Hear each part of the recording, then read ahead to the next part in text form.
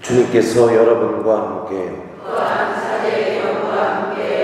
루카가 전한 거룩한 복음입니다.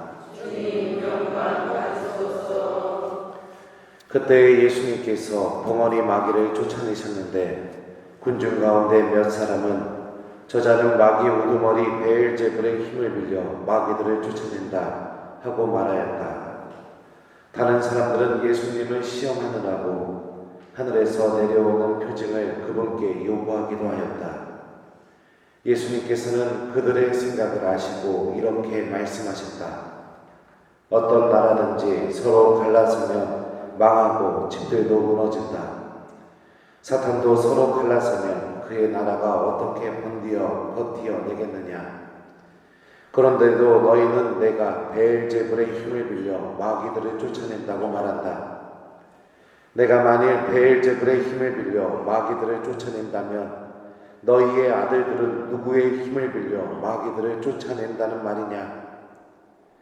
그러니 바로 그들이 너희의 재판관이 될 것이다. 그러나 내가 하느님의 손가락으로 마귀들을 쫓아내는 것이면 하느님의 나라가 이미 너희에게 와 있는 것이다. 힘센 자가 완전히 무장하고 자기 저택을 지키면 그의 재산은 안전하다. 그러나 더 힘센 자가 덤벼들어 그를 이기면 그 자는 그가 의지하던 무장을 빼앗기고 저희끼리 전리품을 나눈다. 내 편에 서지 않는 자는 나를 반대하는 자고 나와 함께 모아들이지 않는 자는 흩어버리는 자다. 더러운 영이 사람에게서 나가면 쉴 때를 찾아 물 없는 곳을 돌아다니지만 찾지 못한다. 그때 그는 내가 나온 집으로 돌아가야지 하고 말한다. 그러고는 가서 그 집이 깔끔히 치워지고 정돈되어 있는 것을 보게 된다. 그러면 다시 나와 자기보다 더 악한 영 7을 데리고 그 집에 들어가 자리를 잡는다. 그리하여 그 사람의 끝이 처음보다 더 나빠진다. 주님의 말씀입니다. 오소서 성령님, 내 편에 서지 않는 자는 나를 반대하는 자고 나와 함께 모아들이지 않는 자는 흩어버리는 자다. 안녕하세요. 오늘 복음에서 예수님께서 벙어리 마귀를 쫓아주셨는데 사람들이 그런 예수님의 모습을 두고 이렇게 안 좋게 이야기하는 것에 대해서 예수님이 굉장히 언짢으셨던 것 같습니다. 벙어리 마귀를 쫓아주는 그 예수님의 행동을 바라봤던 사람들은 다음과 같이 두 가지로 오늘 복음은 표현해 줍니다. 저자는 마귀 우두머리 베엘제불의 힘을 빌려 마귀들을 쫓아낸다. 그리고 두 번째 반응은 다른 사람들은 예수님을 시험하느라고 하늘에서 내려오는 표징을 그분께 요구하기도 하였다. 이렇게 두 가지 모습으로 드러나죠. 첫 번째는 하느님의 일을 가지고 하느님의 힘이 드러났음에도 불구하고 그 힘을 일궈낼 능력도 없고 모든 것을 부정적으로 받아들이고 또 하느님과 함께 생각하는 그런 마음이 완전히 결여된 모습입니다. 그리고 이 사람들은 당당하게 예수님 앞에서 당신은 베엘제불의 힘을 빌려 마귀들을 쫓아냅니다 라고 얘기하지 않았습니다. 바로 험담과 뒤에서 이야기하는 방법, 드러나지 않게 누군가를 모욕하고 깎아내리고 근거 없는 이야기들로 그 사람을 완전히 거짓으로 포장시켜버리는 방법, 이 방법을 사용하게 되죠. 악이 가지고 있는 전형적인 특징입니다. 아담과 하와가 죄를 지었을 때 자신의 몸을 가리고 숨겼던 것처럼 악은 자신의 실체를 절대로 드러내지 않으면서 아주 비겁한 방법으로 그런 사람의 영혼을 깎아버리고 쓰러뜨리게 하는 그런 방법을 사용하게 되죠. 두 번째는 예수님한테 직접 다가가서 이야기하는 방법입니다. 그런데 하늘에서 내려오는 표징을 달라고 예수님을 시험하려고 했다고 합니다. 성경에서 시험하다 라는 이 동사의 주어는 주로 하느님입니다. 하느님께서 아브라함을 시험하셨고 예수님께서 필립보를 시험하셨고 또 하나님께서 수많은 예언자들을 시험하셨습니다. 그리고 신기하게도 이 시험하다라는 단어가 갖고 있는 또 다른 의미는 더 높은 곳으로 들어올리다, 하느님의 특별한 방법이었습니다. 그 사람의 신앙과 나약함과 믿음이 하느님 이 시험을 통해서 하느님께로 더더욱 굳건하게 또 하느님의 은총 안으로 더더욱 깊이 들어올 수 있게 하려는 아주 특별한 방법이었죠. 그런데 이 시험하다를 또 사용하는 주체가 있습니다. 바로 마귀들이죠. 마귀들이 예수님을 시험했었고 또 사람들이 예수님을 시험했었고 바리사이들이 예수님을 시험했었습니다. 악의 가장 큰 특징이 뭘 것 같습니까? 모방하는 겁니다. 껍데기는 없으면서 마치 하느님께서 하시는 일을 매우 흡사하게 모방하는 힘을 가지고 있습니다. 그래서 그렇게 모방하는 힘을 갖고선 살아가는 사람들, 그런 대표적인 사람들을 예수님께서는 복음서에서 위선자인 바리사이들과 율법학자들이라고 이야기했습니다. 위선자, 연기하는 사람, 모방하는 사람, 그 뜻을 가지고 있죠. 그런 삶을 살아가고 있는 사람들의 아버지를 요한복음 6장에서는 너희의 아비는 악마라고 이야기하셨습니다. 그러니까 오늘 복음에서 하느님의 기적을 바라보는 사람들이 얼마나 복음과 또 하느님과 동떨어져 있고 얼마나 악과 또 하느님이 원하지 않는 방법으로 그 예수님을 바라보는 그런 삶에 젖어 있는지를 알 수가 있습니다. 예수님께서 분명히 말씀하십니다. 내 편에 서지 않는 자는 나를 반대하는 자고 나와 함께 모아들이지 않는 자는 흩어버리는 자다. 직역하면 다음과 같이 번역됩니다. 나와 함께 있지 않는 자는 나를 대항하는 자고 나를 맞서는 자고 이렇게 번역이 되죠.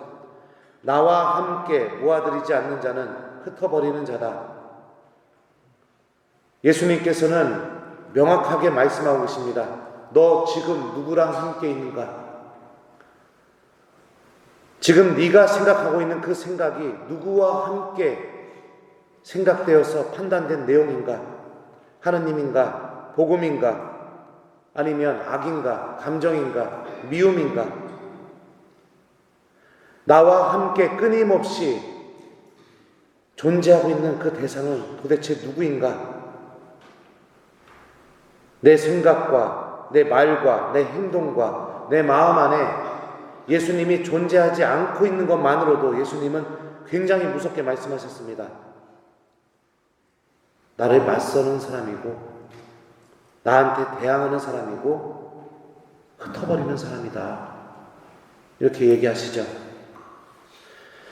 그리스 말로 마귀라는 말은 디아볼로라고 합니다. 디아볼로스. 그런데 이 말 또한 디아, 분리시키다, 발로 던지다, 이 말의 합성으로 온 겁니다. 그러니까 마귀는요, 분리시켜서 던져버리는 사람이 마귀입니다. 어떤 생각도 사람들이 일치하지 못하게 만들고 분리시켜서 던져버리게 만들고 또 어떤 사람이 우리와 함께하지 못하게 만들고 그 사람을 분리시켜서 던져버리게 만들고 또 우리가 하느님과 함께하지 못하도록 하느님과 분리시켜서 던져버리게 하는 모든 생각과 말과 행동의 총체, 이게 마귀입니다. 예수님이 말씀하시죠. 나와 함께 모아들이지 않는 자는 흩어버리는 자다.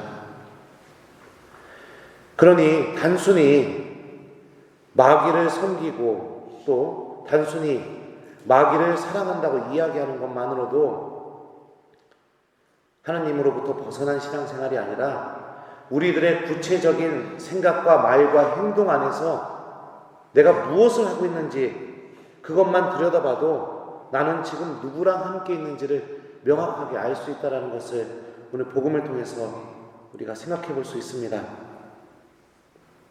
만일 나의 생각과 나의 행동과 나의 말들이 자꾸만 분열을 일으키고 자꾸만 누군가가 하나님께로 다가가지 못하게 만들고 또한 나 또한 끊임없이 하느님을 선택하지 않는 것만 선택하고 있고 계속해서 하느님과 함께 있는 삶을 거부하고 있다면 우리들은 이미 그런 행동을 통해서 예수님의 적대자들이고 또한 예수님과 함께 모아들이지 않는 흩어버리는 자, 곧 디아볼로스, 마귀의 삶을 살아가고 있다는 것을 오늘 복음을 통해서 알 수 있죠.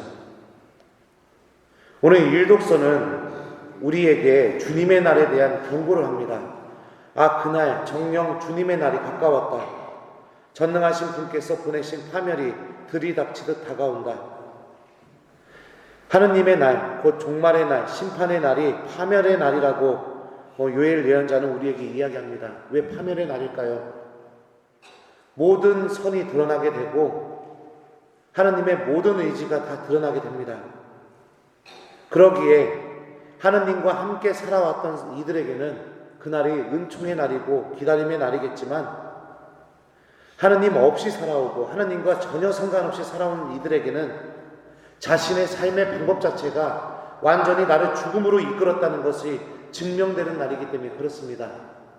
그러기에 요엘 예언자는 하느님을 믿는 사람들 또 하느님의 일을 하는 사람들에게 회개할 것을 선포하고 있습니다. 단식을 하고 집회를 하는 것, 회개의 전형적인 모습이죠. 그리고 제가 여러분들에게 강론 때 몇 번 얘기했었지만 회개의 가장 기본적인 뜻은 하느님과 함께 생각하고 하느님 말씀과 함께 생각하는 것이 회개의 시작이라고 얘기했습니다.